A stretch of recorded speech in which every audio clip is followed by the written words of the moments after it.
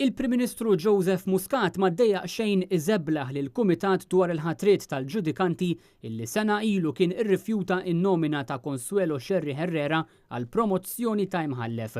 F'Jannar 2017 il-medja kienet żvelat illi dan il-kumitat kien irrifjuta n-nomina ta' Sherry Herrera illi dakinhar kienet saret mill-Ministru Owen Bonnici.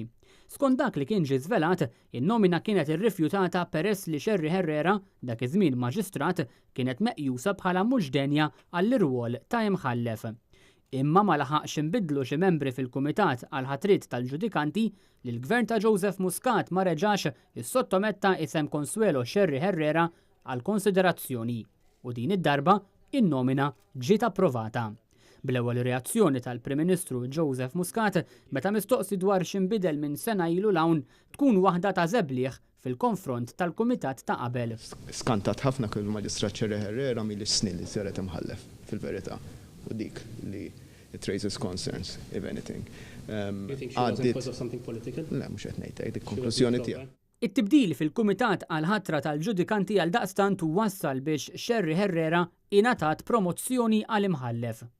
Ma nistax ma ningrazzjax lill-awtoritajiet tal-fiduċja li wrew fija. L-imħallef Sherry Herrera hija oħt il-Ministru José Herrera u hija waħda minn 3 imħalfin u 3 maġistrati ġodda. Ħatriet li skont il-Partit Nazzjonalista mhux se jsolvu l-problema tad-dewmien fil-qrati Maltin.